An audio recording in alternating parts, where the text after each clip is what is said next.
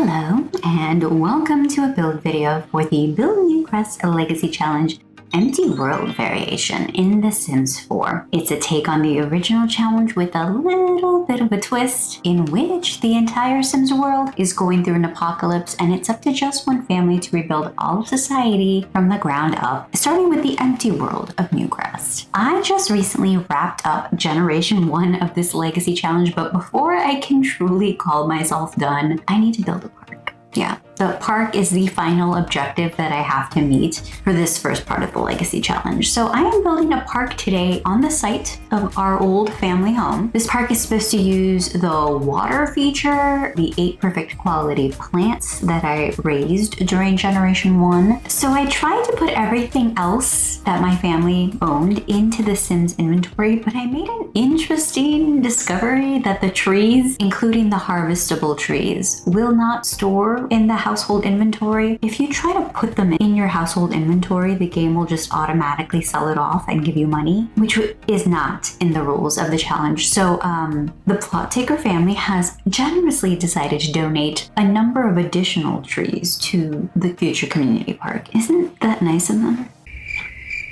We're removing the lot challenges and now we're gonna evict the family from this lot. They may not have a place to live, but Angel Plot Taker and his family have 233,386 simoleons at the end of Generation 1 after starting with 0 simoleons, so not bad. All right, back to the future park lot, knocking down these structures. I've taken the fountain and the plants and just popped them to the back of the lot so that I could figure out a way to design the park while they were out of the way. It's a pretty small park, but this is a community that has really just gotten started, so having a really huge, expansive park doesn't really make a lot of sense, to me at least. I also selected this particular lot because it flows really well into sort of like that little wooded area in the back of the lot that has a few grills and a few picnic tables. So I'm kind of cheating by making this park seem a little bit bigger than it actually is by using that section as sort of like a continuation. So while I was building, I kind of had this vision in mind for this park, obviously incorporating the fountain into the final design. Also, these plants that we have left over. But I designed it with wanting to have some sort of recreational activity for Sims of all ages. Obviously stuff for children, stuff for teenagers and adults to do, especially since it's going to be the only lot that this family has to visit outside of their home for a while. I downloaded a mod by, and I'm gonna butcher this name, Lausschrod? Let me just apologize now for the pronunciation. And that download allows both toddlers and infants to show up at parks and other lots. So I wanted to at least try to get some toddler play equipment in on top of sort of the children's playground area as well. Also, instead of just having the adult or teenager activities be like a chess table or something, which is one of the requirements for the lot, I also wanted them to have like access to some sort of like physical activity so they could do something that's both fun and sort of keeps them in shape instead of just, having to run around the neighborhood all the time. So I was thinking initially a basketball court, and that did end up in the end design, you'll see. So we already had a woohoo bush, so we will also be putting in a spot for Sims that want to get a little risky when they go on a date. One of the other things I wanted to make sure that we had was a wedding arch so that we can actually do some wedding ceremonies in the future. Starting off with the water fountain, I built sort of a path from the front of the lot, from the very center of the lot. For a park, we're going to need a toilet, a sink, 2 benches, a chess table, patio table, 4 patio chairs, and some playground equipment. I'm grabbing some of the playground equipment to help me visualize how to lay out the park. I was trying to work in this tiny tot treehouse because I don't really think I've used it before, and it also seems like something that feels at home outdoors. For the toddlers, we'll do the treehouse and the slide.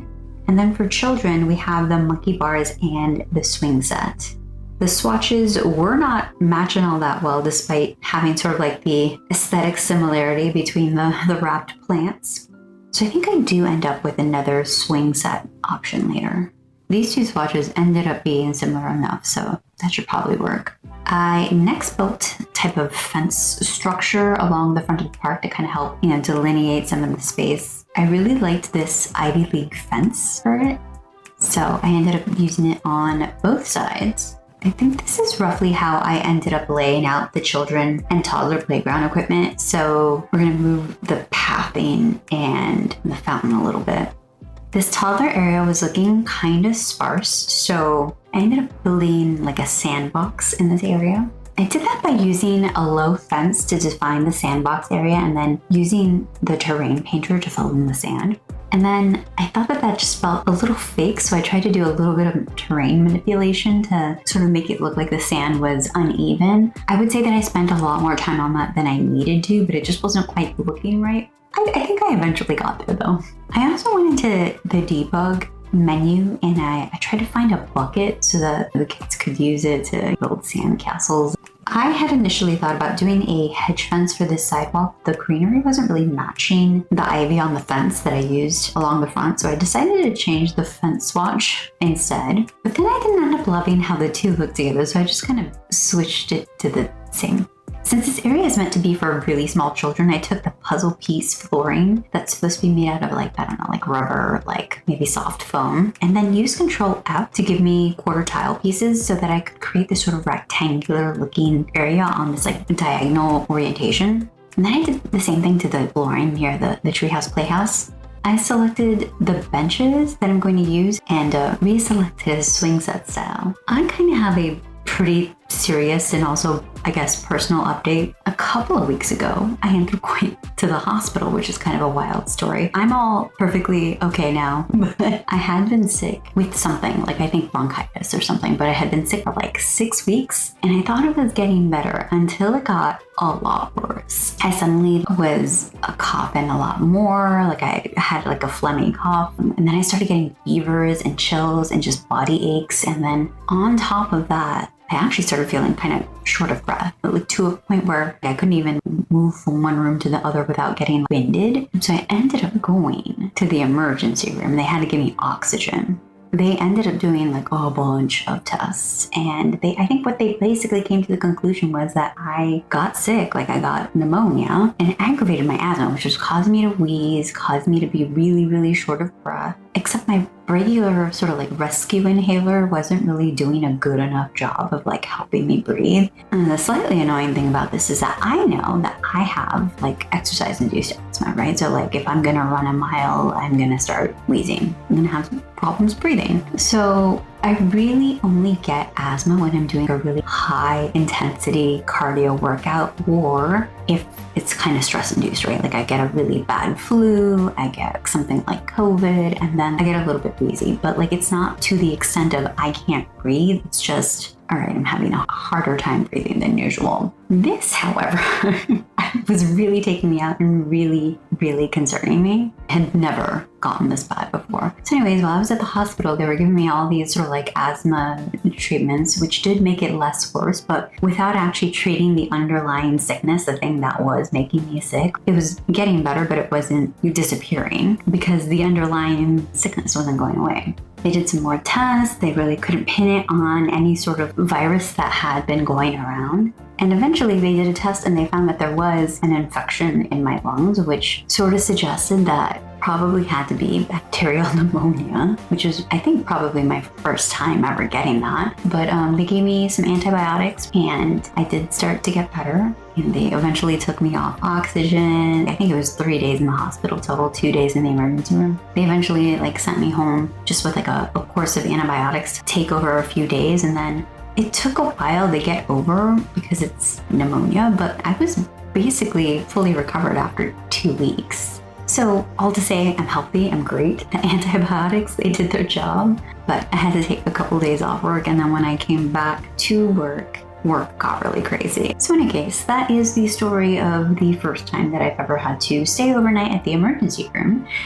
Actually, also, that was my first ambulance ride because they were trying to transfer me to an inpatient room and they didn't have any rooms available in that first hospital that I went to. So they sent me to their sister hospital and they just did a, hospital to hospital transfer and they had to do the ambulance. I wasn't experiencing an emergency. They were just transferring me from place to place. So I got to take a, honestly, kind of pretty chill ambulance ride through a very beautiful San Francisco neighborhood.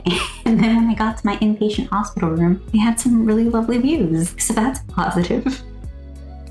If you know anything about healthcare in the US, you know that this was probably not cheap.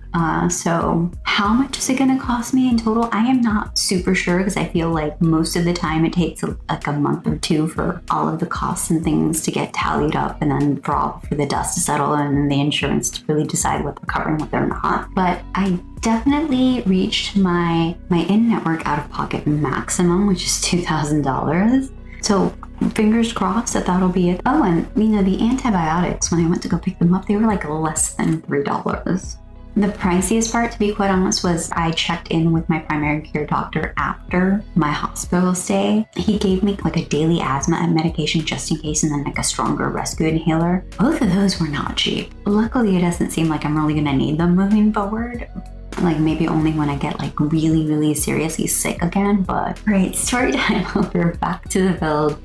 I had tried to incorporate our 8 perfect quality plants plus these extra trees into the build, and I used them to create this sort of like little green area around the bench and the playground equipment too on the left side of the park. And then on the right side of the park, it created a slightly bigger area for sort of the patio table and the chess table, and then that second bench. In this upper left corner, putting a half basketball court as a sort of potential activity for teens and above. And now you see me building the bathroom, which is like an 8-sided octagonal building with like 4 different restrooms in there. Since we had some space in between the restroom building and this little green area on the side, I built the area out with a little bit more bushes, a little bit more plants. I realized that the path to the end of the park was going to sort of conflict with the half basketball court. So I chose a different swatch so that the visual overlap wouldn't be as noticeable. Building out the landscape around the bathroom area here, I added some more plants and then like a little bit of border and some garden lamps. And while I was in the lighting category, I picked out some cute outdoor lights that have these little hanging baskets of flowers. The corners in the playground area are pretty bare, so I decided that I could use a little bit more landscaping, so I created these little flower box dividers. And because I had a lot of trees left, I put 2 of them outside of the park's boundaries.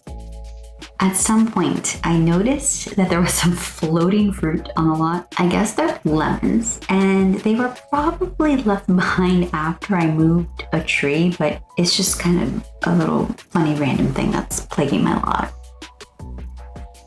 And of course, we'll add a roof.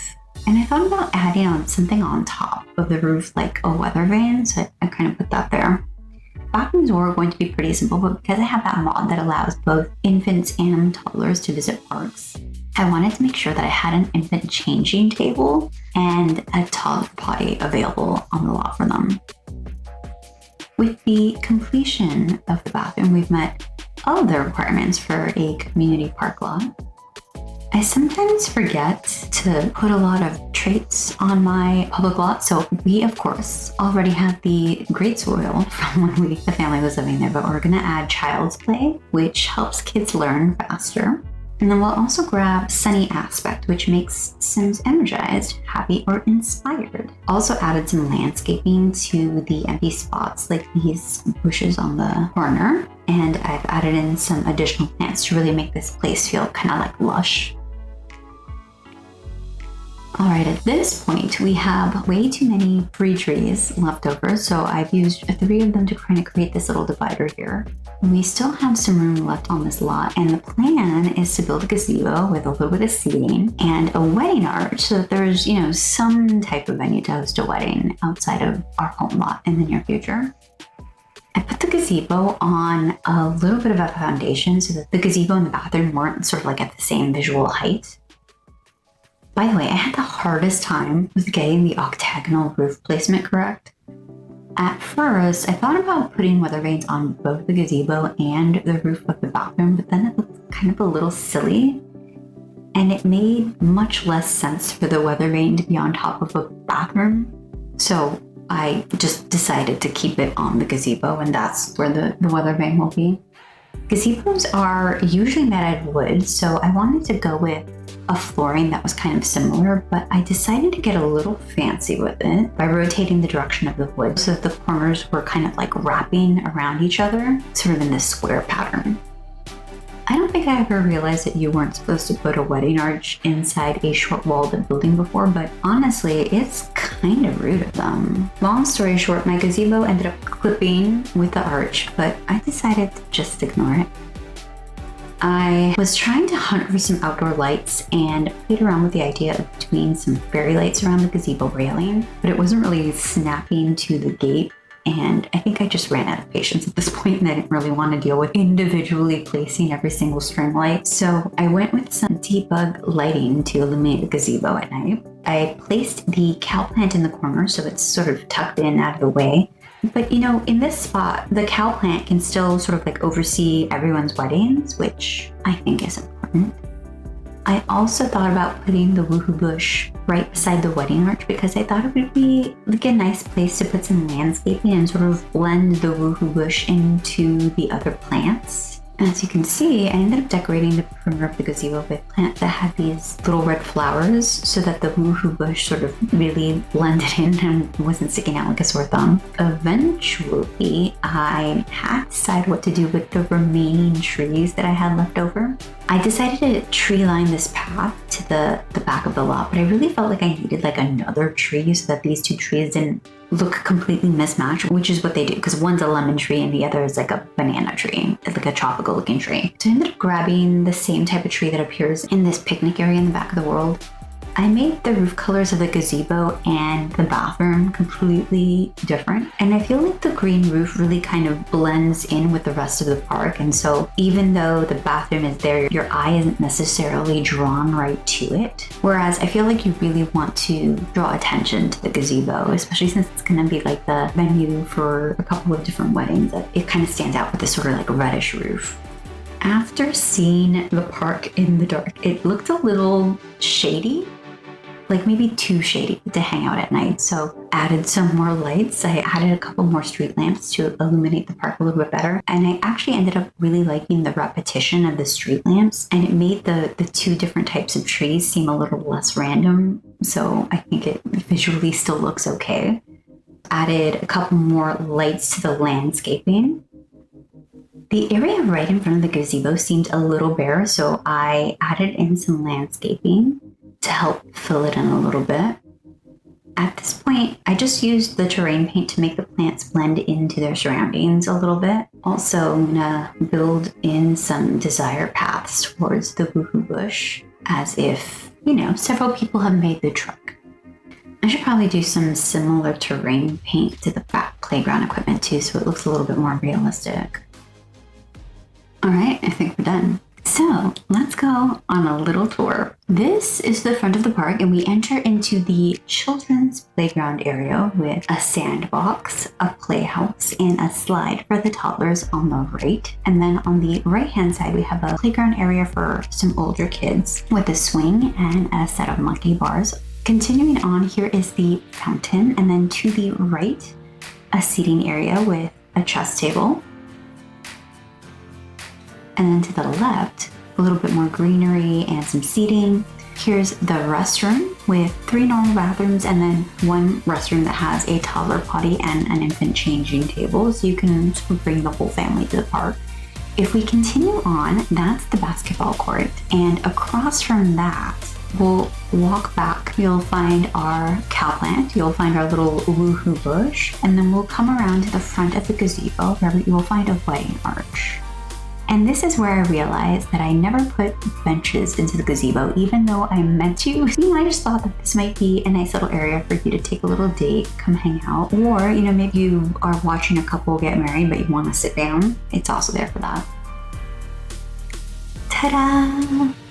All right, and there you have it. I have renamed this lot to Municipal Park. And at this point, you should be able to find it in the gallery. You can find it by searching my Sims 4 gallery username, which is on the screen right now. While we wander towards the back of the park, which is sort of like a fake extension of the park, that is our first permanent lot in Newcrest. And next time, I will be building the first house for Generation 2, which will actually be the first ever house that will be a permanent fixture in Newcrest. So it's going to be a lot better than the first house that Angel and his family lived in. This is going to be an actual architectural style actually reflected in the house. So stay tuned for that. Thanks so much for watching, kids. Until next time, take care of yourselves. Bye.